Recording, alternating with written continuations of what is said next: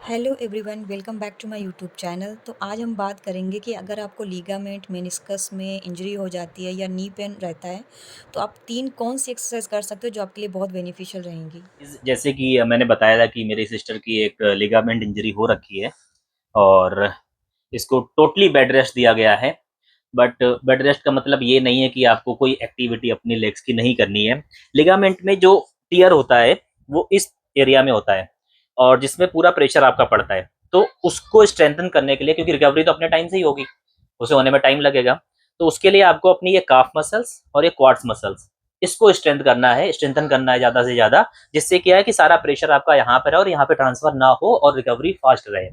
तो इसके लिए फिजियोथेरेपिस्ट ने कुछ एक्सरसाइजेस बताई हैं जो मैं आपको बताऊंगा, डेमो करके दिखाऊंगा कि किसी को है तो उसका बहुत ज्यादा बेनिफिट मिलेगा इस वीडियो से। अगर तो किसी को पेन है तो वो हाँ। ये चीज कर सकता है, तो उसका पेन चला जाएगा। मतलब उसको पता नहीं है उसको इंजरी है, बट उसको पेन अगर हो रहा है हाँ। तो वो ये एक्सरसाइज करे। उससे इससे कोई इसका नुकसान नहीं है। इससे तुम्हारी ये मसल्स ही स्ट्रेंथ मिल रही है। तो अगर तुम्हें पेन है तो वो ठीक हो जाएगा।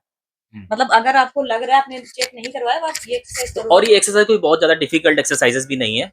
आपको सिर्फ अपने इस पंजे को पीछे करना है जितना ज्यादा आप कर सकते हो। और ये क्वाड, जैसे आप पोजिंग में क्वाड्स अपने मसल्स दिखाते हो ना, सेम इसे टाइट रखना है और इसे ये अपने आप टाइट हो जाता है जैसे आप इसको नीचे पीछे करते हो। तो ये आपको होल्ड करना है 5 से 10 सेकंड के लिए और उसके बाद आपको छोड़ देना है और इसके आपको 5 से 6 रेपिटेशन लगाने हैं, जितना मैक्सिमम आप कर पाओ, है ना। ये नी हाँ को दबाना है नीचे की तरफ, हाँ, ऐसे करके नी को दबाओ नीचे दबाना है, और ये इसको पीछे हाँ, लेके आना अब है ये चीज देखो, और फील इस करो। चीज को पूरी ये तरह से आप एकदम टाइट टाइट रखना है, है। जैसे आप क्वाड्स मसल दिखाते हो और इसे टाइट रखते हो, सेम वही चीज है। अब इसको हमने 5 सेकंड स्टार्टिंग में होल्ड करना है, फिर आप हाँ, 10 सेकंड भी कर सकते हो। 5 5 10 सेकंड 15 फिर धीरे धीरे बढ़ा हाँ, सकते हो अपनी बढ़ा सकते कैपेसिटी हो। के हिसाब से। अब एक तो मैंने एक्सरसाइज ये हो गई जो बिल्कुल आपको एक पोजिंग एक तरह की करनी है। दूसरी एक्सरसाइज हो गई कि आपको पैर के नीचे टावल लगाना है। अब टावल लगा के आपको सेम चीज करनी है जो भी आपने की थी, सेम लाइक दैट। तो इससे क्या है कि थोड़ा सा प्रेशर दूसरे पार्ट में जाएगा और यहाँ से और ज्यादा रिलीज होगा और रिकवरी में आपको बहुत ज्यादा हेल्प मिलेगी।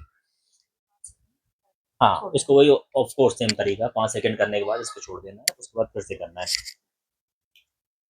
अब तीसरी एक्सरसाइज, मैं अभी सिर्फ आपको 3 एक्सरसाइज के बारे में ही बताऊंगा, बाकी आपको फर्दर वीडियोस में शशि खुद बता देगी। अभी इस पे एक पूरा डिटेल वीडियो बनाने वाली है फिर शशि चैनल पे, तो आप वहां जाके चेकआउट कर सकते हैं कि कैसे इसे रिकवरी करनी है। तीसरी एक्सरसाइज ये पिलो के साथ करनी है। इसे थोड़ी सी आपको एक हाइट देनी पड़ेगी जिससे आपका पैर लटक जाए। हवा में रखना है और उसके बाद फिर आपको वही सेम चीज, आपको ये कॉन्ट्रैक्ट करनी है मसल्स को बहुत ज्यादा, पैर को अपने पीछे लाना है पंजे को और मसल्स को कॉन्ट्रैक्शन पे लाना है, जिससे आपका ये देखो पूरा पार्ट टाइट हो रखा है, इधर ये पूरा टाइट हो रखा है और यहाँ पे ये पूरा रिलीज है, कोई दिक्कत नहीं है, क्योंकि हमें इस पार्ट को बचा के रखना है ज्यादा से ज्यादा। और अगर हमने यहाँ पे स्ट्रेंथ दे दी, यहाँ पे स्ट्रेंथ आ गई, तो ऑटोमेटिक यहाँ से प्रेशर कम पड़ेगा और इनकी रिकवरी बहुत ज्यादा फास्ट हो जाएगी। और मैं चाहता हूँ कि जल्दी से ठीक हो और वापस जिम आए और अच्छे से दोबारा से लेग्स ट्रेन करें, बट इस बार पूरे साइंटिफिक तरीकों से, ना कि किसी ट्रेनर को सुन के, ना ही किसी जिम ब्रो को सुन के। आपको सिर्फ और सिर्फ एक अच्छी साइंस बेस्ड नॉलेज के हिसाब से वर्कआउट करना है। थोड़ा बॉडी लेट बन जाएगी वो चलेगी, लेकिन अगर ये लाइफ टाइम का हो गया तब तो वर्कआउट ही नहीं कर सकते, कोई फायदा ही नहीं है। तो ये बहुत बड़ा सबक है उन लोगों के लिए जो बहुत ज्यादा एक्सरसाइज पे फोकस करते हैं, मतलब कि 4 4 5 5 बार हफ्ते में सेम बॉडी पार्ट को ट्रेन कर रहे हैं। अगर आपकी डाइट ऑन पॉइंट है, आप स्टेरॉइड ले रहे हो, आप मतलब फालतू की चीज़ें ले रहे हो, तो आपको कोई फ़र्क नहीं पड़ेगा। लेकिन अगर आप, और लेकिन उसके दूसरे साइड इफ़ेक्ट्स हैं, इंसान मर रहे हैं इतने ज़्यादा। उसमें भी ये है ना कि अगर इंजरी हो गई, मतलब आप जंपिंग कर रहे हो, आपका अगर कोई चीज झटके से टूटी है तो वो ऑब्वियसली टूटेगी ही। वो उसमें कुछ नहीं कर सकते हैं, वो आपको फील टूटेगी, नहीं होगी आपको लेटर फील ऑन। नहीं होगी। अब लेकिन देखो सबसे बड़ा एग्जांपल आप रोनी कॉलमैन का ले सकते हो, 8 बार का miss Olympia, one of the greatest body builder ever, ठीक है। उनकी बैक में इंजरी हो गई थी, उन्होंने अवॉइड किया, इग्नोर किया, उन्हें पता भी नहीं चला। और कुछ महीनों बाद जब उसमें ज़्यादा प्रॉब्लम हुई तो उन्होंने फिर उसकी सर्जरी करवाई, सर्जरी फेल होती रही और आज देख लो। मतलब वो बॉडी बिल्डर जो 300 350 किलो के स्क्वाट्स लगा रहा है, 1200 किलो के लेग प्रेस लगा रहा है, आज एक मतलब स्टिक पकड़ के चलना पड़ रहा है उसे। ये तो सबसे इंजरी बड़ी बात होती है इंजरी खत्म कर देती, नथिंग इज परमानेंट। एक ईगो आ जाता है ना कि मुझे कुछ नहीं होगा।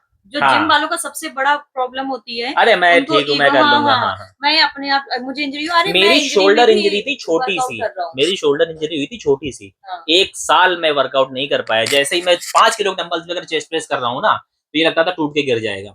हालांकि गलती मैंने ये की कि मैंने कई सारे फिजियोथेरेपिस्ट को विजिट किया, उन्होंने एक्सरसाइजें बताई और कोई सुइयां चुभो के भी वो जो एक्सरसाइज वो करवाते हैं, सारा ट्रीटमेंट वो सब कुछ करवा लिया था, बट कुछ फायदा नहीं मिला।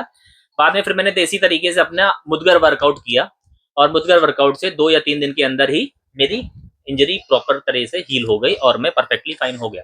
और उसके बाद हाँ, इंजरी होती है ना भाई जी, वो मोस्टली ईगो की वजह से ईगो होती है। लिफ्टिंग से होती है। ईगो लिफ्टिंग से होती, लिफ्टिंग भी छोड़ो, ईगो ये रहता है कि मैं बिल्कुल ठीक हूँ, मुझे हाँ। कोई फर्क नहीं पड़ता, मैं ये वर्कआउट कंटिन्यू करूंगा, रेस्ट नहीं लेते हैं। हाँ। जो मैंने भी किया, मैंने कहा अरे थोड़ा सा पेन है, कोई बात नहीं, अगर मेरा पहले दिन भी मैं रुक जाती कि मैं 1 महीने की रेस्ट करूंगी, मैं जिम नहीं जाऊंगी, मैं कुछ भी करती रहती, मुझे ये प्रॉब्लम नहीं होती। या फिर अपना जिम भी जाते तो अपर बॉडी करके आ अपर जाते। बॉडी करके मतलब मेरा पैर टूटा था, मैं फिर भी वर्कआउट कर रहा था। पैर टूटा फिर भी वर्कआउट कर रहा था, बट मैं अपर बॉडी करता था, सारे वर्कआउट सीटेड होते थे मेरे। चलो गाइज, मिलते हैं कल आपसे एक नए वीडियो में। Thank you so much.